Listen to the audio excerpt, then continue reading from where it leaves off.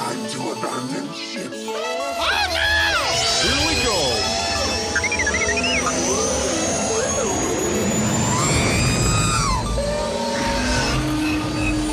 Can I persuade you to join us for a drink? It's a tradition. Here, here. Jar Jar, homie, my main man, quickly. Before the Separatists attack, get into the escape pod. Hey! This is escape, then we're the pod.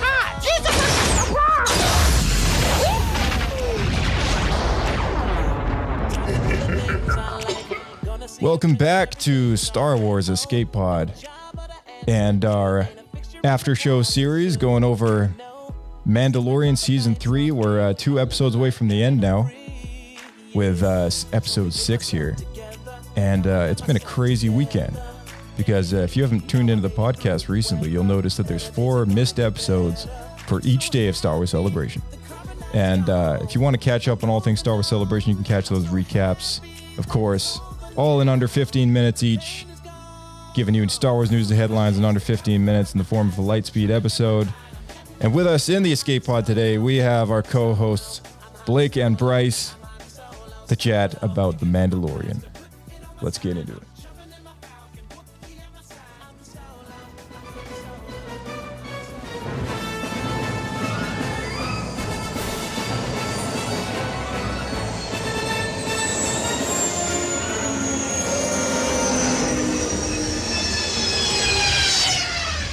Another happy landing.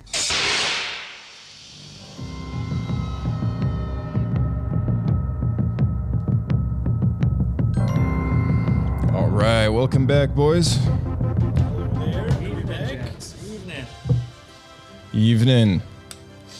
Did you guys catch any of Star Wars Celebration, or was it just mostly the recap in the Discord server? Most of the recap on my end. You're doing such a good job condensing 8-hour streams down to 20-point documents. 4 sentences. 15-minute recordings. Yeah, fair enough. Yeah. If anyone's not joined the Discord, make sure you get in there. You can catch those recaps. Yeah, today I watched some of the interviews with Hayden. I watched the one with Ewan. And then also Filoni and Favreau when they had them on stage. That was looked pretty cool. good. Filoni teared up. It was very, very emotional. Yeah, man, it's emotional. I gotta say, I'm just taking this all in. I get emotional. I'm looking at all your faces and all the things you do to make this all possible. And just know that I see you guys and the variety of people that we have as Star Wars fans is part of what makes it so beautiful. That you come in costumes or just a T-shirt. I love how much you put into it. It means so much to me. If I wasn't sitting here, I swear to God, and people say it, and I think I would be out there. I've been out there. I appreciate the effort you make just to be here with us, and just let me say that. So man, if I wasn't up here, I would be down there with you. I would be the one, sitting down there and cheering and waving. Yeah. Yeah. So that kind of stuff means a lot. And then he also had a moment in the Clone Wars panel where he was the exact same. He looked over at his, because this weekend they celebrated the 15th anniversary for the Clone Wars. Wow. Which is That's crazy. feeling old yet? Yeah. And he looks over at them, and because he's in this position now where he's going to be directing a film, and he's doing the Ahsoka series, the showrunner for that. He's directed so many other things now at this point and he kind of owes it to George and the Clone Wars, and he knows it, right? And he knows how much the foundation of his current career has been built on that stuff. So he kind of looked over at the Clone Wars cast, and he's like, I was working on a show called The Last Airbender. Oh, they've heard of it. Also very popular, and over at Nickelodeon. And I got a call from a producer from Lucasfilm named Catherine Winder. And she said, we're making a Clone Wars animated series, to which I said, right, didn't you already do that? And she says, yeah, but we're making it now, and we're making computer animation, to which I said, yeah, I don't do that, because everything I did at the time was hand-drawn, still on paper, no computers yet. And for whatever reason, she stuck with me on the call and didn't hang up, which would have been fair. And she said that George wanted to make this animated series, and George recommended me. And I found that also very hard to believe, because I didn't think I'd done anything that he certainly would have seen. And she said, well, would you like to have lunch and we could discuss it? And I said, sure, Catherine, I'd love to have lunch and discuss making Star Wars with you. And then I feel like a real kind of fool. And I'm like, the guys from SpongeBob are right next door, Vince and everyone. And I know that I've been talking about Revenge of the Sith a lot. They know I'm very excited about this, and that Giancarlo and I had our lightsabers at work, and they're making fun of me. And this is a prank call. And so before Catherine hangs up, I said, look, I got to ask you, who is this really? And she says, what do you mean? I said, I know this is a joke. There is no such show. And this is, you're just trying to, exploit my love of this thing. And she says, are you Dave Filoni? I said, well, yeah. She says, do you work on The Last Airbender? And I said, yeah. And she said, well, you're the guy. And I said, something in her voice told me, oh, wait, this is serious. And the next two sentences were terrible. I said, you have no idea how much the guy I am. I'm making a Plo Koon costume in my garage. I really said this to her. And she told me later that she wanted to cancel the lunch at that point, but she didn't. There's Catherine. And the rest is, what it is. I met her. We got along. I met Gail Curry, who's standing in the photo right next to Rob Coleman. And then I had to interview with George Lucas to get the job, and that was a pretty quick thing. And I thought the whole time they would come to their senses and realize that I was completely underqualified for this job. And I met him. He was super nice, explained what Jedi were to me. I'm like, this is the coolest thing ever. And then he said, thank you very much. And I said, thank you very much. And I thought that was it. And I have a great story for In Line at the movies because I met George Lucas. And then they popped their head in the door and said, he likes you, you got the job. And then my first thought was, wow, they don't have any idea what they're doing here.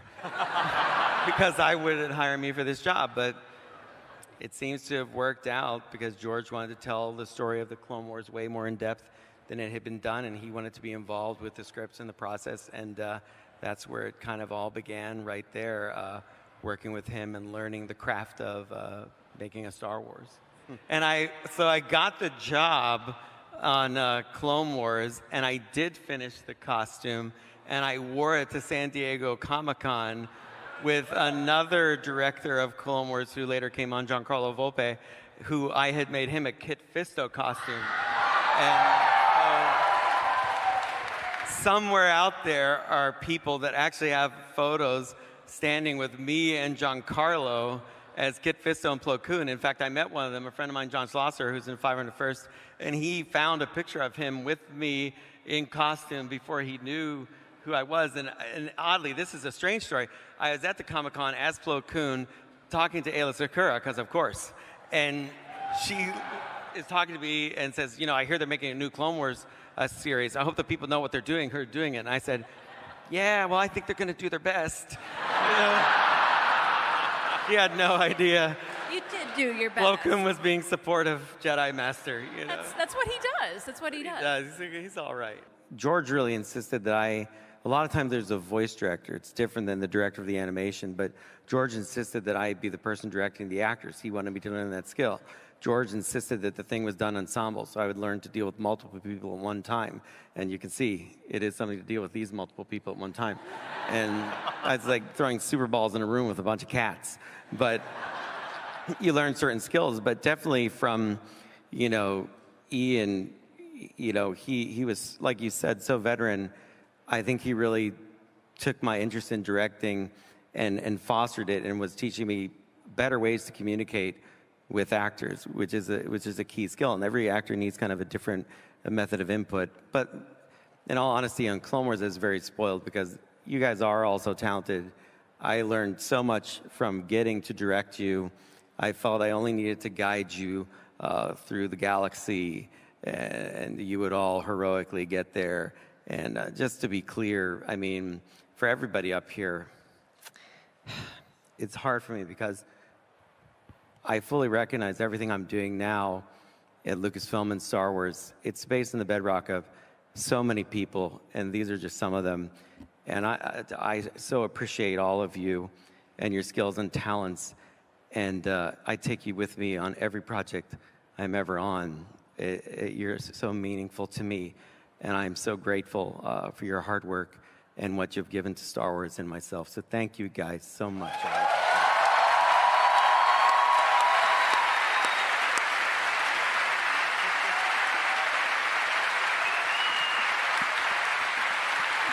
Well, we wouldn't be here without Dave Filoni. We wouldn't have Lucasfilm Animation without Dave Filoni.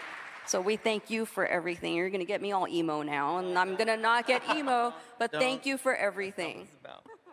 Yes.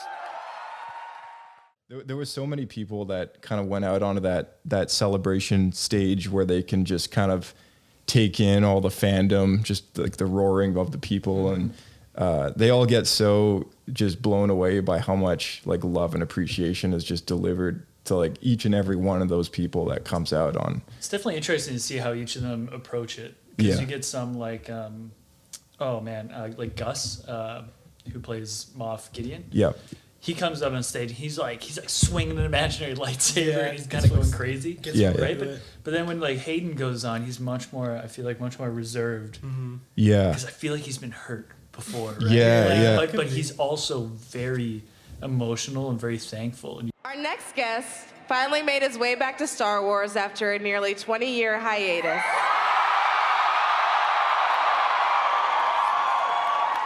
And boy, howdy, were we glad to see him return.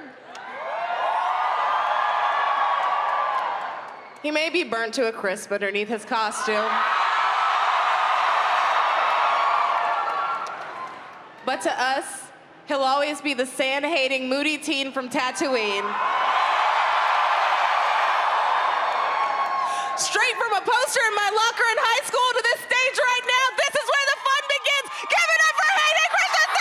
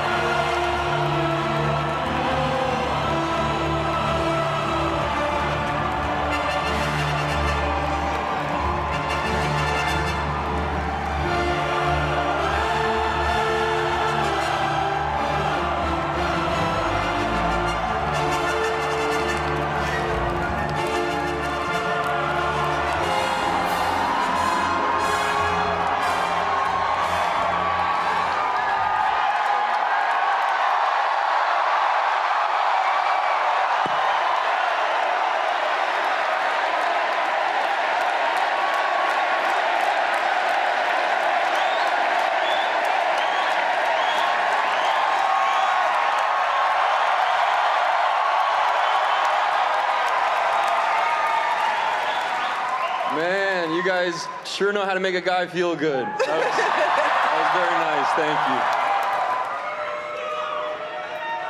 We do. I love you guys too. Hi, Hayden Christensen. Making me emotional.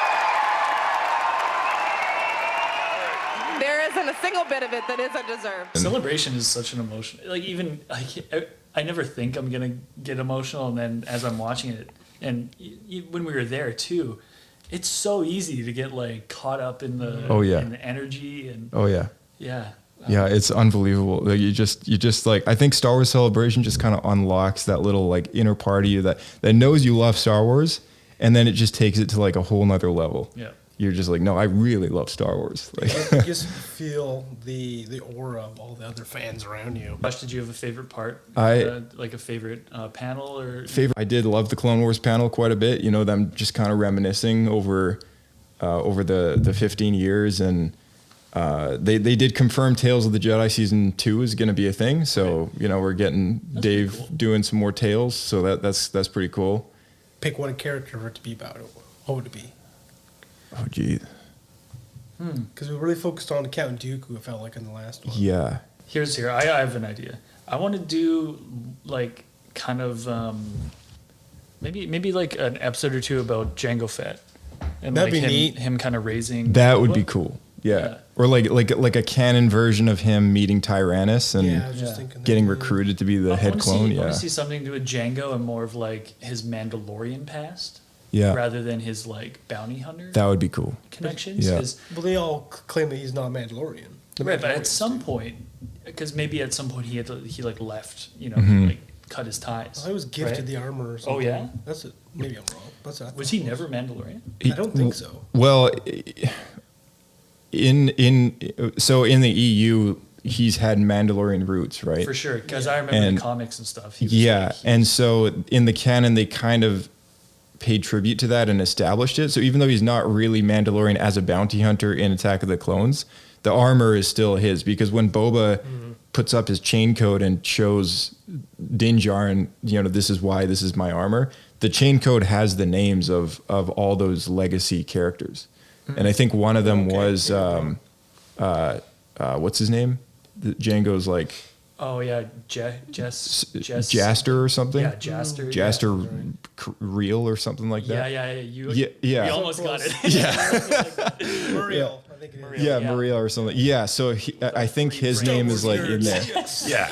Because it's really cool that I really like those comics because it was about like the true Mandalorians, fighting the Death Watch, and it was like Yeah. really- Yeah. And then we And can't then the Jedi, and then the Jedi come in and they get involved, and that's why Yeah. they hate the Jedi, right? Like, Yeah. So I think a tale about that could be interesting. That would be cool. I could totally see it. So, like, I don't really like the idea that they overwrote the Ahsoka novel with a Tales of the Jedi short that kind of changed some bits and pieces of that. Oh, I didn't I'm know not a that. huge fan of that, but I did like the short. I wish the duel was longer, but so short. it's so short. Yeah, and you don't see the purifying of the crystals like you do in the book. Because like that Inquisitor that she kills is the one that she makes her white lightsabers from. So like that's the book I think is more of like a staple piece of the canon than the short is. But it would be nice to get some story for Ventress because like we've had little glimpses of her as a Padawan like under that Jedi, and then like that was it. And then the whole Dark Disciple novel happened, which adapted 8 episodes that we never saw of Clone Wars, and that was her whole death story and. Really just kind of getting some sort of like legacy story and tales for like her origins and then maybe something from that book that's adapted, but maybe better adaptation, like closer adaptation would be really cool. I think that could be a good story as well. I guess I just clued in. It was called Tales of the Jedi, and my suggestion was Jango Fett. It would have to be like a different Tales thing. No, but I like that though, because like it does actually play into like the whole Dooku story too, right? So like it could be a Dooku Jango story, and that would be fine. If they made a separate series, just like because I really like there was these old books called like Tales from the Cantina, Yeah. or, like bounty hunter tales, stuff like that. Yeah. And it would just do a kind of like a close up look at all the characters in the Mos Eisley Cantina. It'd be like, hey, remember that wolf guy you saw in like one shot? Here's his like Right. entire life story. Yeah, his life story of Buttface. Yeah, it's like really cool to see, because there's just so much to tell about. Yeah. Yeah. Yeah, no, it's true. Yeah. Blake, what about you? Well, then I We got realized- Jango, Ventress. What would your... We were talking about prequels, so started making me think like, who would I want to figure out? And I think finally get a canonized idea of what's going on maybe with Palpatine. Yeah. But he's not technically a Jedi either. No, it's okay. Like a young Sheev growing up at home, twisted like demon child or something like. Yeah, that'd be pretty like crazy, that. They right? did that story in Plagueis in the novel, and that novel is still one of the best books ever. That would be one of the reasons why I maybe wouldn't want them to do it, because I'd want them to do something. They'd have to do something else. I want it to be done then of a higher caliber. Yeah. If we could get closer to the novel. But yeah. Right. Yeah, no, Be like that's being fair. bullied on the playground. And he, Yeah. like do something evil. Goes home and is torturing cats. Yeah. But yeah, no, Star Wars Celebration weekend though, it was a good weekend. So yeah, favorite panel was the Clone Wars. I love the Tales of the Jedi reveal. But did you guys like any particular panel? Any piece of news? Of course. I mean, at the announcement of the 3 films at the showcase panel. That was the most surprising for me. It probably it would be that. Yeah. Yeah. I'm always excited for Visions. I like it when they explore new things that aren't really connected to anything. You know. You watched the Visions panel? I watched it. I didn't see the panel. I just watched the trailer. Yeah. The panel was good. They had a person from each of the studios there, right? In groups of 3, and they each talked about the short that they're doing for Volume 2, and it's cool. There was a lot of. The trailer looks amazing. I'm gonna look at the studios right now, actually. Yeah. It's worldwide instead of just Japan. Mm-hmm. Yeah, it's worldwide. There's a studio from India. There's one from California.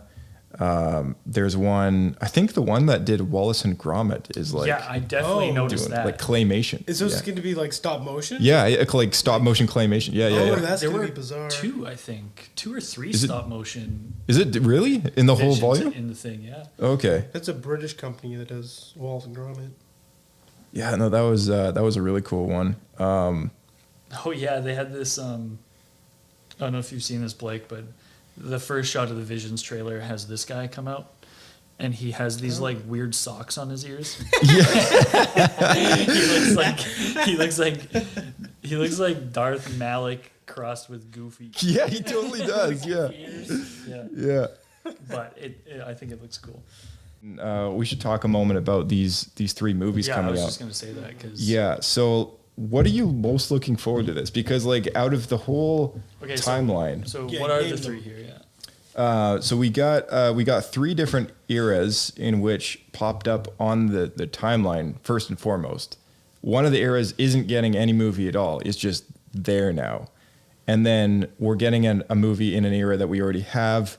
And 2 movies in 2 brand new eras. So the 3 new eras to the canon timeline are now Dawn of the Jedi, The Old Republic, and New Jedi Order. Those are the 3 new things that they reveal on a picture. I don't know if The Old Republic is there just for context. Maybe they're just slotting it in there so that we know that Dawn of the Jedi is before that. Most importantly, that means that timeline is canon. The icon for Dawn of the Jedi is using the same icon that they used in The Last Jedi on the floor of that first Jedi temple. I have a feeling the James Mangold is doing that movie, and it's about the Dawn of the Jedi, the origins of the Force users, all that stuff. The first Jedi. So we're probably going to get the first Jedi as like an actual character. It's directed by James Mangold. We're probably going to see Act 2 again. You know, the building of that temple probably.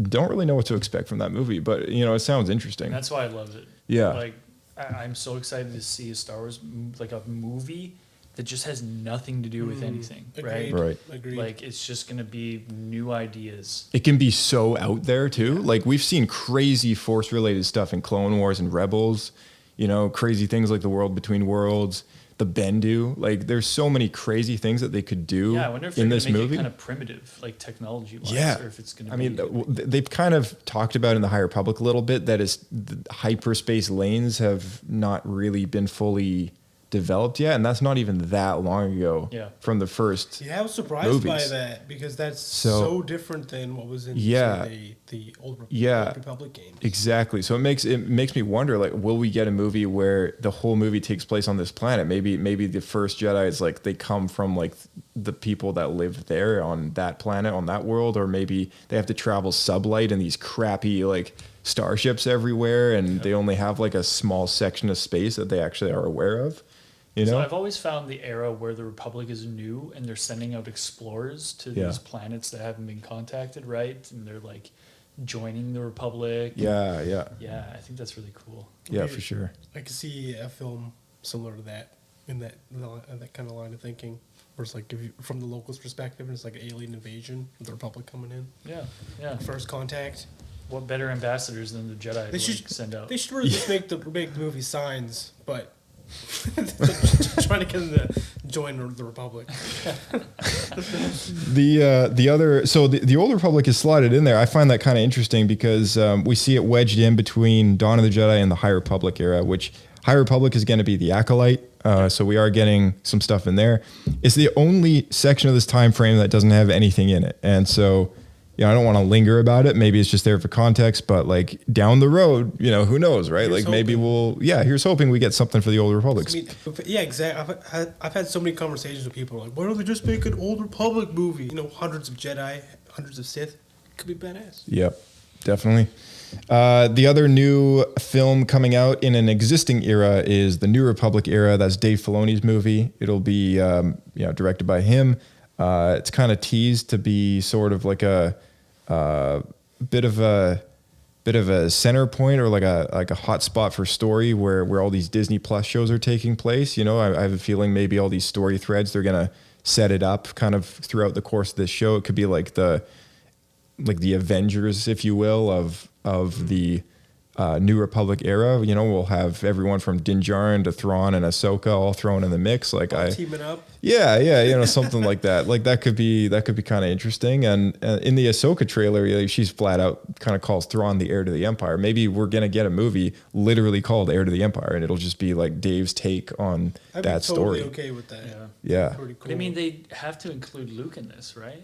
I hope If so. it's Yeah. close to the books, He's getting a little old. Yeah, he is. And like, here's the thing though, is like that portrayal that they beautifully mastered in that Book of Boba episode. Like it's amazing. Like you can watch that and not be super distracted by the fact that it's not actually Mark Hamill there. Right. Mm. Like it's amazing. And then the re-speeching software, they don't really need Mark Hamill there, but they put him in a costume and have him there on set, for his double to kind of absorb his performance and then duplicate it. And that they talked about that in the gallery episode for Book of Boba. And I thought that was a really smart way to do it, because then you're actually getting the proper kind of authentic, what would Mark do? Yeah, you're getting his insight. So you're right. Like he it would be a shame if like he passed away before this movie was made. Oh, I don't think I'm really worried about that. I think he'll. I think like the biggest thing I think is like they could still do it with him without Mark, right? Like kind of like how they can do Vader now without James Earl Jones. Like all that voice in Kenobi was re-speech, and James Earl Jones has like signed off on a waiver for them to like use his voice forever, which is nuts, right? Like, I mean, if Mark Hamill did the same thing with Luke Skywalker in his young phase, I'm sure they've all had to sign those. So this one's going to be a titan of a movie. This is a lot on the shoulders of Dave Filoni. Oh, for sure. Oh yeah, for sure. This is his first theatrical film. Yeah, directorial. Yeah. But I think we're looking at $1 billion movie, especially if it ties in these Disney Plus shows. People are going to go see that.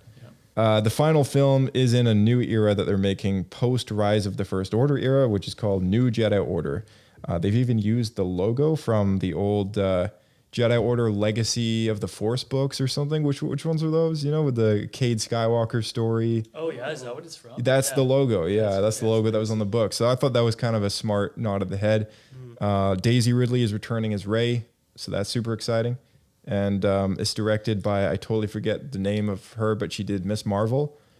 This could be interesting. We're looking at a whole new era kicking off with like a single movie. So, did they announce the time gap between where we left off with Rise of Skywalker and the new Daisy Ridley movie in the new era? Yeah, so they said the movie will be 15 years after Episode 9.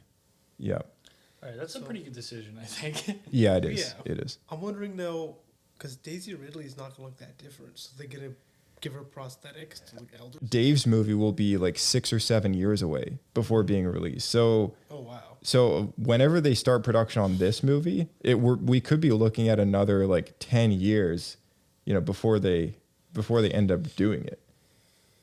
Maybe, right? She'll age in that time. She'll visibly look older, right? She's a Hollywood actress. She's gonna look 28 until she's like 60 years old. Yeah. So, in 10 years, she'll look 30. Yeah. I think they'll be fine. Yeah. I like that they're doing this because like they have to do something with this sequel trilogy. They can't just let it like sit here awkwardly. Like they did the final goodbye. That was it. That's all she wrote. But on the final goodbye, Bryce, they did a final goodbye in Return of the Jedi too. Interesting to me that they're looking at that area as like a place of opportunity for story, because I know that evil never completely goes away in Star Wars. Like they've reiterated that so many times. Even if you start and end part 3, using Vaughn So- or something fresh. Yeah, and like she's rebuilding the order. She's making good on the promise that she made to Luke Skywalker. Right. So, she's got these books to work off of, and I will say it's gonna be kind of weird. We're gonna be bouncing between two eras that the Jedi are just doing the exact same thing. Because Luke is trying to rebuild the Order from scratch, and then Daisy's going to be rebuilding the Order from scratch. And then Dawn of the Jedi is like the first Jedi starting up an Order from scratch. It's just like they're all the same movie. That's the idea. That's the new formula. It's the new formula. Because they're like, people are catching on. Then we always have like a grizzled soldier with a child, so we got to come with a new idea. So 4 movies with the same plot. Yeah.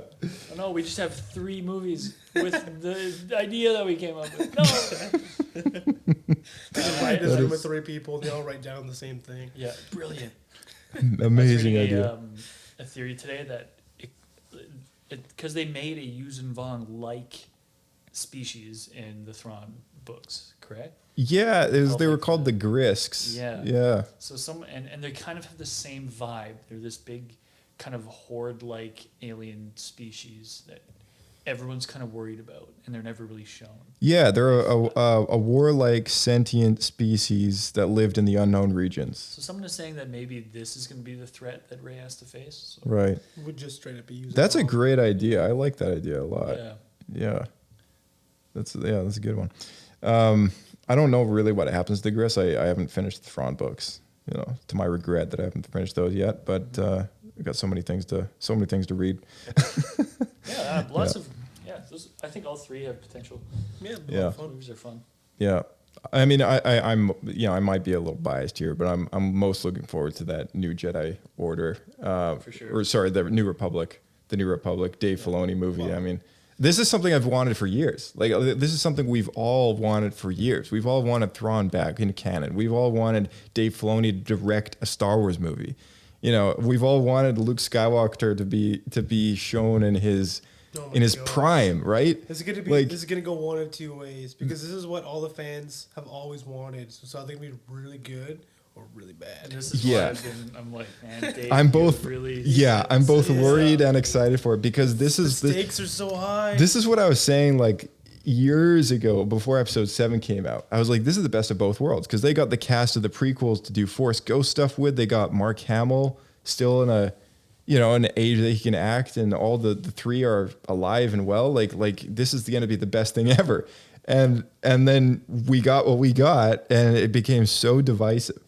And I still feel like that cast was not utilized properly at all. It was mostly about the new characters coming in and taking over the story. And that's not what the fans really wanted to see. I mean, like, there's a lot of fans out there that love the new characters, and that's great.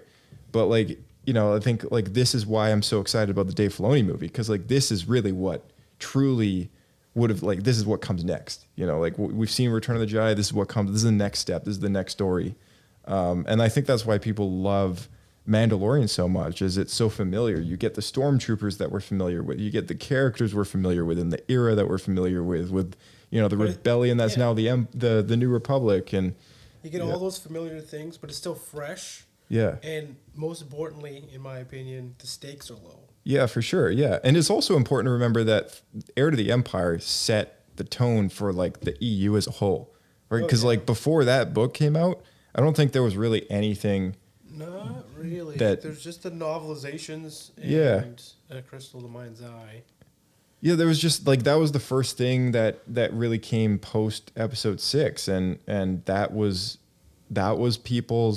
Dave's Episode 7, right? So like for him to come and do this movie gets me really amped, because like this guy knows what he's doing, Kyle Soller, who plays Cyril on Andor, did a social media video post while at Star Wars Celebration here. And we've talked extensively about Andor, of course, in the past, and involving his cereal in the morning. That's right. And I just thought this was super funny. That's my cereal. That's my cereal made into like a Star Wars Cocoa Pop rice cake. That's like Rice Krispie treat. I mean, I didn't even know that was possible, but now that I do, I like. Oh man, I also never knew that this was going to become a thing. I remember being on set and just like having these like incredibly weird Star Wars Cocoa Pops and going like, I don't know if I can eat any more of these because I'm starting to feel really weird and jacked up and like over sugared. And then it became this kind of like awesome phenomenon that people have like loved, me included.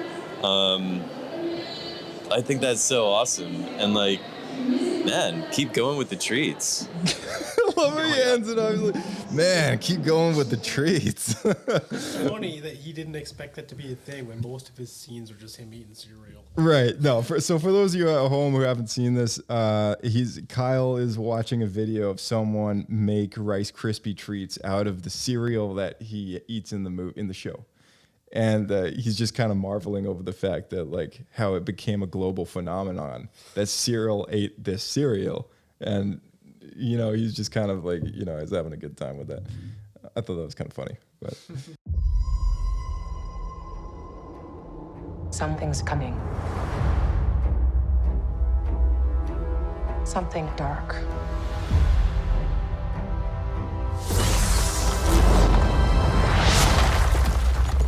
I sense it.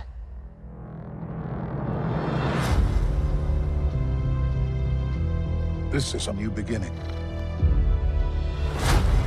For some, war. For others, power.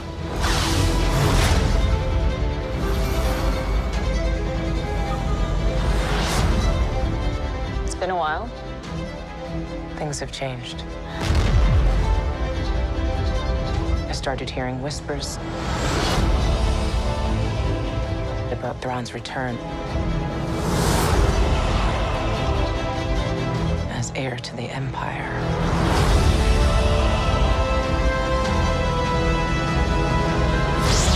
We have to prepare for the worst.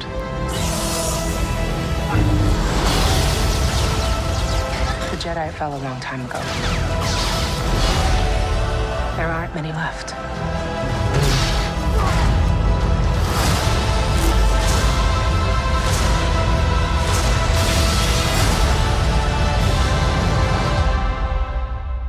Perhaps it is time to begin again.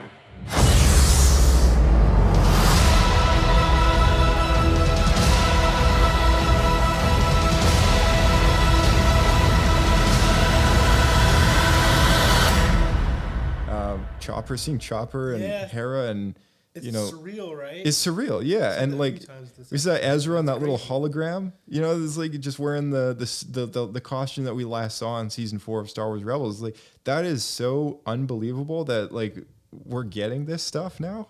Like, it's just like, you know, it's like it's scratching my head going like 2-3 years ago, like prior to Ahsoka's live action performance in Mandalorian. I never thought it would be a thing. You know, always just thought maybe we'll just get another animated series. Yeah, that's what we always thought. Yeah. Or a book. We're hoping at best we get a book of tying it all. Yeah, exactly. And you know, more recently in Mando, we had the live action Zeb show up. You know, played by the lovely Steve Bloom, who also did the mocap for him. He did the voice in Rebels. He returns as Zeb in the show. Yeah, that was cool. That was really cool. I had to do a double take. So I'm like, is that? It sounds like Zeb, but is that just like another Lasat? But it wasn't. I looked up afterwards. I thought that was one of the most successful it was. like CG characters. It looked good, right? It looked really good. Amazing. Yeah. And I think the new Ahsoka it looks really well cast. Yeah. Everyone looks like their characters and like yeah. I'm pretty excited. But they had a panel for Ahsoka, of course, and this panel was not streamed, so you can't find this panel on the internet. And, you know, we get our fellow Star Wars fans going in, taking videos and photos, so you can find that stuff. But you can find this information on other, like, websites where they had someone there. They put down the bullet points, and, you know, you get the information out of it that you would expect. But we got a glimpse at a live-action Grand Admiral Thrawn, played by Lars Mikkelsen, who was also at Star Wars Celebration there. And he looks amazing. Like, I just gotta say, like, he looks so good as Thrawn. I was like, this is unbelievable. And like his voice and everything in Rebels was like iconic, right? just a perfect kind of low, kind of sinister kind of voice going on, like an evil Sherlock. And, here he is playing him in live action. It's super cool. I was really impressed that you were able to cast the same guy as the voice actor. Yeah, definitely. Yeah, I think that makes like the second person who's played an animated character and then gone to live action, because most of them they just recast. Yeah. Here we go. Okay, so unstreamed Ahsoka panel in a nutshell. Rosario felt incredibly fortunate to have Ashley's remarkable performance. She studied off the character, watched Clone Wars, all that stuff. Super dedicated to that. They did change her montrails for the show. All right, so her first appearance, I know myself included, we were very very critical over how short the montrails were, right? And how just sense. Yeah, it didn't make any sense. Yeah, so now they're longer, now they're better. The material's been upgraded to a 3D printed skeleton with the synthetic flesh over top, so it looks better as well. It doesn't look like a piece of foam, so it's just it's just going to be better. They've also improved her makeup. The hours have gone down from 3, it used to be 3 hours, down to 1.5 or 2. And she's been working extremely hard to get ambidextrous with the lightsabers, like one in each hand. So that was a bit of a challenge to do as well. David Tennant is confirmed to be returning as his Clone Wars character, the droid Hugh Yang. Cool. Yeah, the one who helps all the younglings build their lightsaber crystals. We'll also see the return of Morgana, who we saw in season 2 of Mandalorian when Ahsoka confronts her about where Thrawn is. So it's unclear whether or not the story picks up from there or if it happens before. But they did say that we'll see more of her backstory. So maybe we'll do this back and forth thing. Who knows? That's going to be interesting as well. The new characters, Balin and Shin, are also revealed with orange lightsabers in the trailer. And they make an entrance, and nothing else is revealed about them. They were very tight-lipped about all that stuff. So we don't know anything about them. We do know, though, that they all had very intense lightsaber training for the show for the entire cast. So that was pretty cool to know as well. New version of the trailer was shown to people only in person at the panel. I mentioned the Thrawn thing. That was something they only showed to people there. They had a speeder chase on Lothal. They got a glimpse at live-action Purgles. And finally, Sabine was wielding Ezra's green lightsaber as well. And then finally, Dave Filoni paid tribute to Timothy Zahn in his book, Heir to the Empire, that introduced Thrawn when he thought Star Wars was done. They have spoken to and will continue speaking to Timothy Zahn about Thrawn's portrayal in live action. And then they brought Lars Mikkelsen out on stage. So that's the Ahsoka panel in a nutshell. So if I was there, that might have been the favorite panel. But watching on the internet, I think the Clone Wars one was a highlight for me. And of course the opening panel where they announced the new films. But what'd you guys think of Jedi Survivor right around the corner? You guys just watched the new trailer. Anything you're looking forward to about that? Just playing it. Yeah. Just playing it. Yeah, I thought I was kind of like I haven't played adventure or like kind of games like that in so long. And playing the first Jedi Survivor game is such a breath of fresh air. Mm-hmm. Yeah. It was actually got sucked in like so fast, and it brought me back to playing Star Wars games as a kid and just being like. Did you start binging the old ones too? Jedi Academy and stuff? I think I actually had played that before, but yeah, it might be worth going back and revisiting. Yeah. But it just made me, it's been ages since I've been able to get behind like a good story-based game and like care about the characters, and want more. So yeah. Really excited. I like all the characters in it. There was another person who showed up at Celebration was Cameron Monaghan, and the director of Jedi Survivor. They had some interesting things to say about the game as well. They're putting a lot of effort into crafting your own lightsaber, so you can craft your own hilt. Lots of cosmetics. If you don't like his beard, you can swap it out. Okay, there we go. Best feature. Yep. That's good. Yeah. Before the show, we were talking about that. Yeah. All right, so Mandalorian Season 3, Episode 6, Chapter 21. Bo Katan, Din Djarin, and Grogu are set out for the idyllic planet Plazier 15, where Bo Katan's former army, now led by Axe Woves, have set themselves up as mercenaries.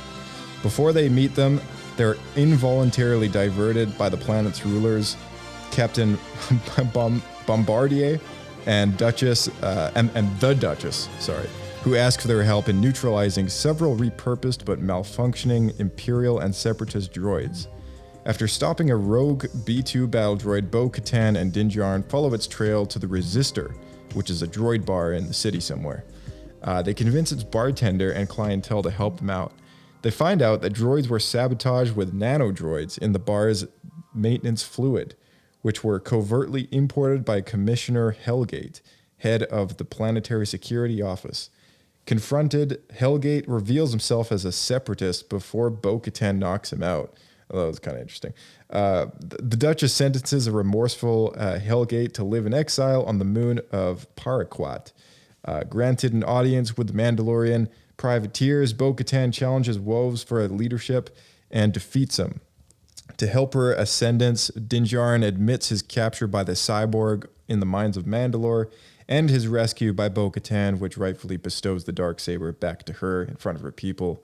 And it looks like she's got the club back in action. So that was directed by Bryce Dallas Howard, and it was an interesting episode. It was a weird episode. I'm going to challenge myself to say a good thing every time I say a bad thing. Off the bat, the design of this world, pretty cool. It looked like the Disneyland, right? Yeah, Tomorrowland. That's It totally did. I immediately thought like they just used the Tomorrowland. Epcot, exactly. I can totally see that. Yeah, it had Tomorrowland vibes for sure. What do you guys think of the acting, the casting of? We had a few guest actors in this. Big names. I mean, Christopher Lloyd for one, legend. From Back to the Future. Back to the Future. That's right.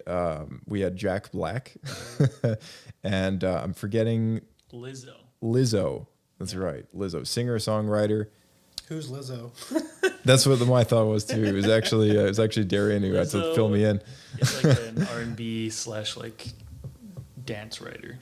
Like which character? Like music. She plays the queen. Oh, like okay. Jack Black's part. That's who you're talking about. Yeah. If you heard her song, she does one famous song. What the heck is it? I should know it. It's like that. It's called "In a Minute." Yeah. Anyways, you look it up. You'll figure it out. You'll remember in a minute. Oh yeah, and I'm sure everyone listening probably knows who Lizzo is. But at the speakers. I know Lizzo's. I think she's a pretty genuine person from the media that I've seen with her. Yeah, I agree with that. At least I felt like that's what you came across in the episode here. Yeah. I can tell that I think she actually does. In a minute, Josh. The song is called "About Damn Time." Yeah, there we go. That's the one. It's about damn time. Yeah.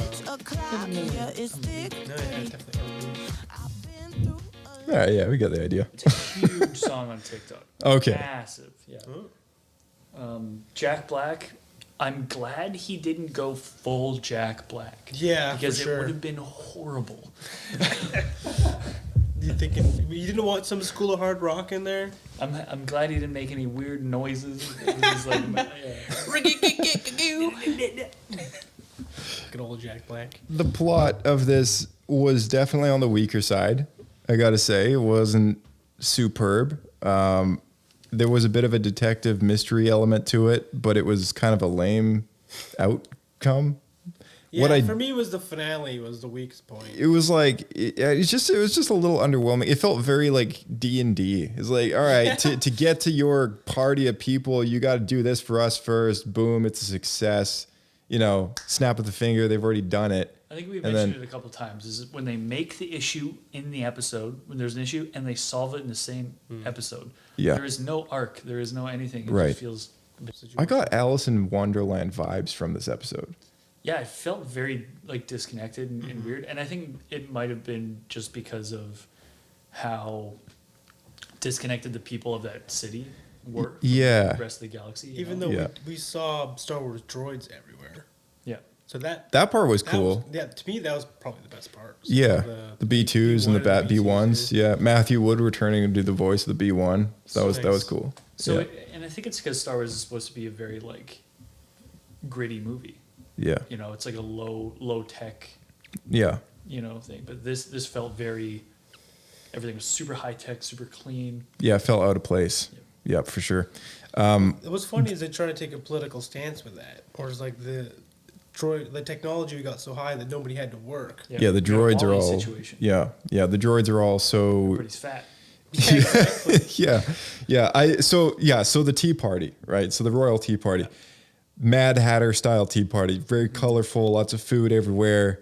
The Alice in Wonderland vibes, right?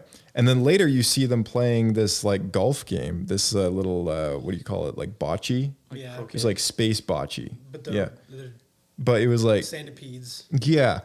So like in Alice in Wonderland, the Queen of Hearts is like she golfs with flamingos, and the balls are like those little creatures that roll up. I'm pretty sure, like a little possum or something.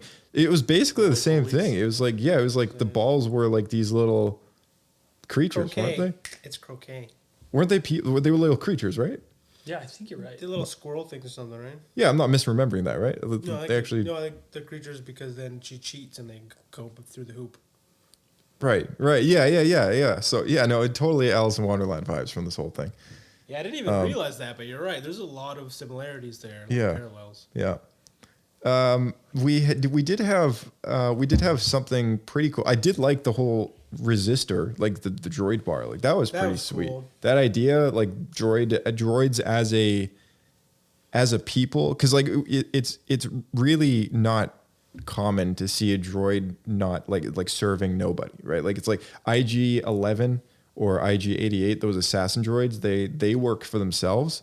And that concept is kind of rare. Like most droids that we see in Star Wars are either like serving somebody or like they're a slave race owned by somebody. Yeah. That's how George created them. Yeah, right. So like the astromechs all have like their pilot, or protocols always have their people, right? This episode changed like 50 years of lore. Droid lore. Yeah. That's true. In a single night. Yeah. So like I liked the bar. It's gonna take me a while to come around. I was like not thrilled. I'm sensing some poodoos over there.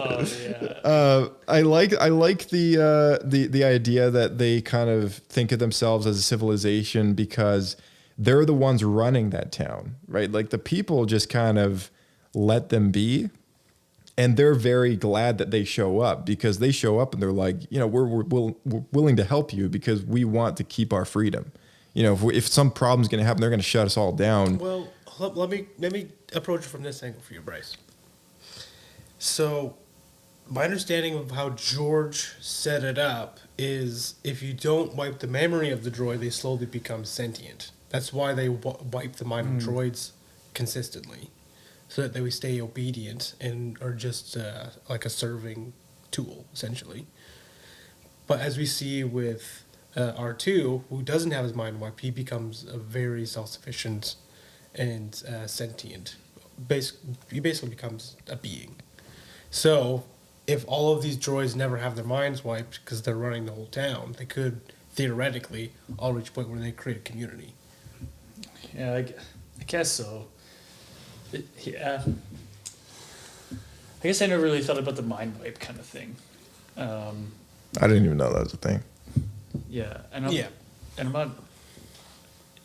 Yeah, I guess I don't really know if that's how mind wiping is intended to work. That's my understanding. Are you referring to 3PO? Because 3PO is an example of it, but I always thought they wiped him just to preserve the secrets. Yeah. That's what I always thought. But maybe no, because I know there's situations where they talk about wiping the mind of a droid because they're becoming basically as they become more sentient, they get a little more quirky, and when they start acting out weird, they're like, oh, time for like a mind wipe. Oh, like a reset or something. Exactly. So yeah, I guess from my perspective, it was like droids are. I think the restraining bolt is a big part of like for all sure of this, and I think that's what has kind of changed. Yeah.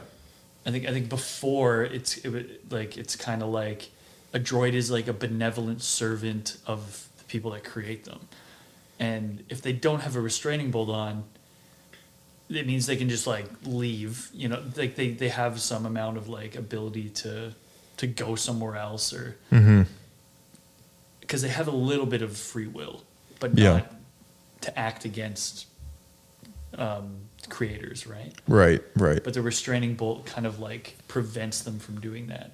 And now it seems like the restraining bolt is used to prevent them from having free will, if that makes sense. Yeah, it's like I don't know. Maybe it's like it affects their programming or something, right? Like it's because before a sentient droid was a very rare occurrence. Yeah. You know, and now it seems like droid sentience is a big, you know, especially with Solo, you know, the droid rights and stuff like that. Well, to be honest, in the Clone Wars, it was quite consistent as well. Yeah. So it might be a Dave Filoni thing. Yeah. Well, it was interesting to see that, but you're right. It's this episode was taking side steps almost at every level. And it's not a huge deal, right? Like it's just different, and it's just gonna take time for like old farts to come around. Here's another thing. What did you think of the B2 running? The what? The B2 battle droid when it was sprinting. I hated it. I liked it because I felt like it had the weight. It reminded me of the exact feeling I got after watching Attack of the Clones and being like, man, these things are so intimidating and cool. And then playing Star Wars Battlefront 2, and I'm just like barrel rolling around and like doing these weird movements that didn't make sense after I watched Attack of the Clones. And I feel like they took it in that direction for me. Right. And I feel like they should be these big lumbering behemoths. So I had to manufacture a theory to try and fix this in my head because I had a big problem with this too. All right, so this is my thing.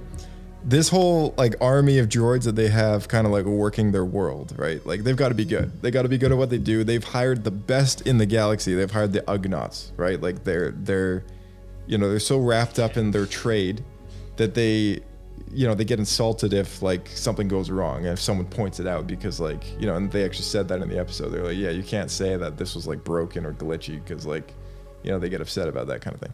So my theory was like these B2s have been rusting out somewhere, deactivated for so long, and when this world decided to like build their new economy on droids, they started hitting the pick apart and just taking what they could find, right? So they got bits and pieces of like all sorts of droids going on. And my theory was like the Ugnaughts would have taken those droids and not only fixed them, but probably upgraded them too. Because these guys they're designed for one purpose: march and destroy. Like that is like what they're built for, right? Now they've got to do heavy lifting. Now they've got to build houses. Now they've got to do whatever, right? Like they've got to pilot, they've got to run errands, like everything that people do, they have a droid for it. Right. So I just thought to myself, it makes sense to replace the parts that were those spindly little legs with these, like you said, Blake, like these hulking, big, awkwardly top-heavy looking things, right? Like it's not very practical, but like, they're designed just to walk forward and just overwhelm, right? And like someone on Twitter is so funny because I saw a tweet and they're like, bro, if all of these droids ran like this in Clone Wars, the clones would have been destroyed. I was like, yeah, you're right. Like, it's so true. So that they've got to be upgraded, Old Blimbo the Ugnaught went and he plugged this super battle droid into his computer and he downloaded like an Olympic athlete into him, just like the Matrix style. And so now this droid is just like a super battle droid. It's so funny. It's so funny because like, we've seen droids move like that, like the BX commando droids, or the IG units are absolutely nuts. Like they're super athletic. So it's not like a droid can't do those things. It's just we've never seen the B2s do those things. So I think to me it was trying to overcome that like initial those aren't supposed to do that, and more just acceptance of like this is probably why they do that. So that's, you can just take that and run with it. However, whatever makes you sleep at night. You there for the exposition. Yeah, whatever makes you sleep at night. I mean, like, it's good, right? But it was weird. It was weird seeing that for the first time. It was a bit strange. I felt like that scene too was a bit of a homage to iRobot. It's been a long time since I've seen that movie. I got to watch it again. Yeah. I have seen it though. It's a good movie. Like about this? What'd you like about this? Boy, did I like that Shakespearean romance at the start with the Mon Calamari and the Corin.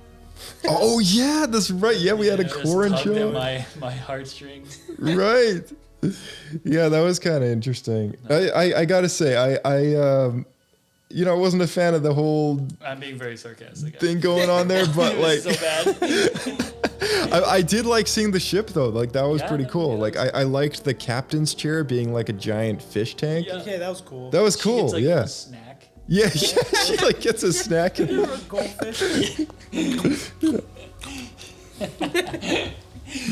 Someone should sprinkle some of the top. To like Fish a food. basic human like myself, it looks a little demeaning to like give your captain a little goldfish snack. I'm not sure you'd get the respect from me, but maybe as a Corin, it's a very privileged thing. Privileged treat. I guess captain's chair. You get a servant coming up with a silver platter, or something. True. But like I don't know. I haven't seen enough Star Trek to really like get that reference. So. Because like you don't really get the same captain's chair ordeal in Star Wars, right? So this was a bit different to begin with. There's so much different in this episode, man. Yep. Okay, we had a really cool fight scene at the end of the episode. Bo Katan versus what's his name? Wolf something or another. Wove. It's Axe Wove. It's a competition for. It's just like. What are we going to do with these people that they want to follow him, they want to follow her, like what are we going to do about this, right? So they fight it out, and not only does she beat him, but Din Djarin actually comes out and finally reveals our good friend Ben Demian's gonna he's very happy that he was right about this theory. It actually is hers. Like the Darksaber is hers because she saved Din Djarin on Mandalorian. We were speculating about weeks ago, trying to figure out why didn't she just take the saber then. And my whole thing was like, she probably just doesn't care anymore. And I don't think she really, I think this episode, the fact that they've waited this long, that's the only thing that makes sense to me, is that she didn't care until really this moment where it matters the most, right? Bit of a lackluster reveal, I thought, though. I was totally wrong about the King Arthur ordeal, because, how it transfers to people. I definitely didn't guess the fact that it actually is hers, but Din Djarin like actually does comes out and says like, no, this belongs to her, like she saved me, it's rightfully hers. I'm just kind of wondering why he didn't do that sooner. I guess it makes good story material. This was definitely like a plot thing they had to do in order to, like, what other way could they have got the Darksaber in her hands? Yeah. Right. So they had to kind of wait. I feel like they should have did it sooner though, because it felt like Yeah, I guess it wouldn't have made a difference if she showed up with it already. Then they could have avoided the fight. I Did think they it'd feel be like less they awkward. needed a fight. They're like, we can't have her retain control if she doesn't fight someone. That's the thing. You know what? If they had a conversation on the train about it before they got there, and he just gave her the saber before the fight, she shows up with that thing, they would have. It's over. But maybe she would have said no. Maybe she would have been, and she's not on the spot, right? She would have That would have been better taking though. it. I wish they would have. I think it would be better if they had the conversation. Because to me, it felt like we got to the point where they're like, oh, she doesn't even have it, and he's like, yeah, no, we do. Like, yeah, she beat me. Here, just take it. Yeah. It's just like everyone just takes their word for it. Yeah, they take their word for it, and I think it's kind of funny that like they just do that, because I feel like there would be some kind of like, well, he offered to you before, and now why didn't you take it before? Yeah, why didn't you take it before? You're only saying that it's yours now because you need us. Yeah. Right. So like to me, I was like, I don't know. Like, but then again, we haven't seen the next episode. Maybe there's gonna be some pushback. Who knows? But it's just like. That to me was kind of a quirky scenario, I guess. That but again, it's supposedly it's the movie magic. What's the term? You know, when things just don't make sense for the purpose of making more good stories later. Do you guys think there's an alternate timeline where that weird guy, the weird Grievous guy, becomes the leader of Mandalore because he captured Din Djarin and was the rightful owner of the Darksaber? Which guy? The General Grievous guy who was like... He was the leader of Mandalore for a solid, like, 20 minutes. That's right. Yeah, he totally was. If only they knew. Little shrimp guys, man. Another lightsaber for my collection. I think he was more concerned on getting the blood out of him. Getting his daily meal that he probably hasn't had for like 3 months. Din Djarin smoothie. Yeah. All right. But yeah, okay. I think we've definitely hit the point, I think, where we can rate this some Pablos or Poodoos. So Bryce, why don't you kick things off for us here? 3 Poodoos. 3 Poodoos. No way. No, this is the worst. Wow, really? I appreciate that it was like fun. It was fun, I guess. Like that's all I can really say about it. Did you like it more or less than the Bad Batch episode called Pabu? I did like it more than that. Because that was a 3 Poodo for me. That was also 3 Poodo for me. Which one was that? But like, so are we? Not by much. Maybe is this still a 3 Poodo then, or are we maybe like 2.5? I really didn't like this one. Wow, guys. really? Okay, all right. Sorry. Yeah. I think the cameos were kind of like not well thought out. Oh, I got one more cameo. The micro droids. Those showed up in Clone Wars for the first time ever when Ahsoka's whole bombing scenario happened. Right, the nanobots. Yeah, those were an interesting thing to bring back into Star Wars again. I thought that was kind of cool as well, but again, it was just among the other kind of little tidbits from Clone Wars, which were endless in this episode. But I just feel like they really shoehorned some sort of mystery into Star Wars that didn't really make sense. Like when they pull out the droid in the morgue, like why are they doing that with droids? They need to get like like garbage pile. Yeah. So unfortunately, it's gonna be 3 Poodoos. All right. What about you, Blake? I think I'll go with 1 Poodoo. I don't want to go that heavy. 1 Poodoo. Wow. Okay, I'm not as heavy as you guys. I think I'm right in the middle. I'm a Bendu. Only because there was a lot of Easter eggs in this that I appreciated a lot. And that's the saving grace for me was that. I don't think I'm trying to remember if I've given a single Mandalorian episode of Bendu yet, and I don't think I have. So I think this is my first Bendu, but here's another thing I kind of like the concept of. Was like a super loyal separatist, still in the age of the Empire and the New Republic. Something I did like. Yeah, I liked that a lot. I like the idea of it, but the execution was terrible. Yeah, the execution was bad, but this old senile guy. So stupid. In what world would it possibly work? Yeah, It's so flawed. You're gonna wait 50 years for this scheme? Yeah. Like, what are you doing? No, I thought that was. I think maybe it's just because this world is pretty new, right? Like this city, this development is all very new. So I think he kind of saw his chance. He worked his way up. You know, he got to a point of leadership, and then he's like, I'm going to execute the plan of a lifetime because Dooku was like the best. Yes.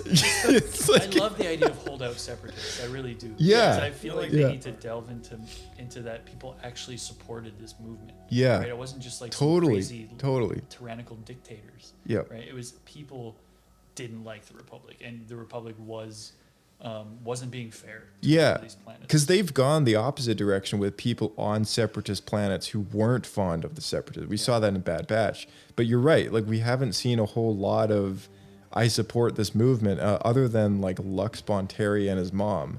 Yeah. There wasn't any. And then in the end, he ends up reverting on that decision because his mom was killed by Dooku. So, you know, it was just like one of those things. It's like, okay, well, is there any loyal separatist people out there? Like, and this guy, making clans and yeah, techno unions. In the Obi-Wan and Anakin book that came out, maybe last year, where they go to Nemoidia. Yeah. Nemoidia. Right. And you get a bit of the Nemoidians' perspective on like why they're. Oh, true. Yeah, that's so, right. Yeah. So in the books, I feel like we get a little bit. And it's so interesting to get that. It is. So I do like that. I liked it a lot. But yeah, you're right. The execution of this like evil scheme to and then he just like immediately apologizes to the queen, wants forgiveness, and she's like, maybe in a few years. Yeah. It's like, what? So what just happened? I'd get this up to like maybe 1 Poodoo if he actually pressed the button. That would be cool. Yeah. That would have been interesting. Big droid war, and they have to stop. That's pretty cool. That would have been a lot more Yeah. interesting. And then just like credits for the next episode. Yeah. Right. But then we get a whole nother episode on this planet, so I don't know how much you want that. But yeah.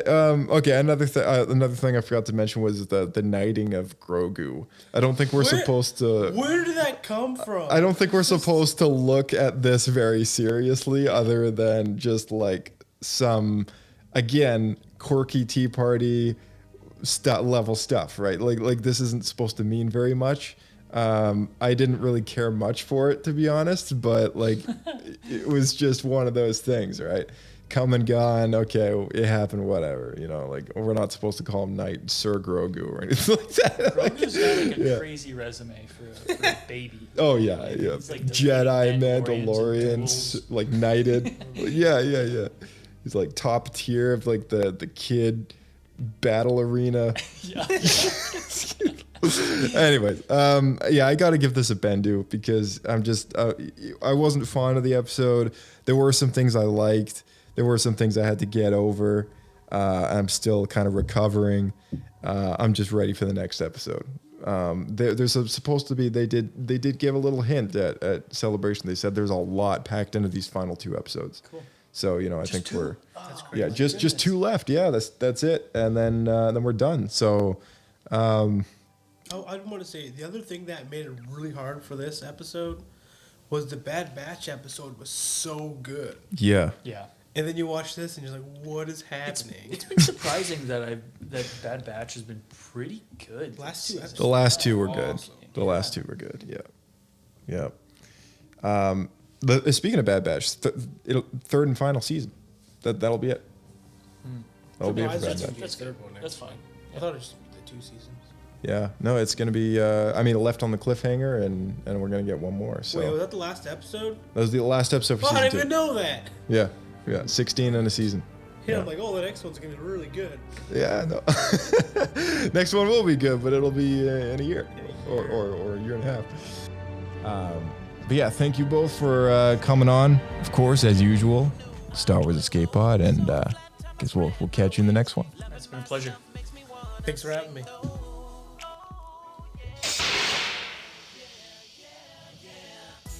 All right, and to those of you at home, if you hadn't caught any of the Star Wars Celebration recaps, make sure you go back and find those. Don't forget, we do have a YouTube channel. You can find us on there with the handle at SW Escape Podcast. And if you want to follow us on Twitter or Instagram, same handle at SW Escape Podcast. Shoot us an email, swescapepodcast@gmail.com, all of which are in the description below. And make sure you join the Discord server, of course. Catch up on those Celebration channels and get involved with the chat. We've had a few people pop in here and there, and shout out to our new Discord booster as well. We got one going on. So that being said, though, 2 weeks left in Mando, and a lot more Star Wars content coming your way. Don't forget to tune in to the May 4th special episode we got going on. More reveals, more merch. All right, may the Force be with you guys. We'll see you in the next one.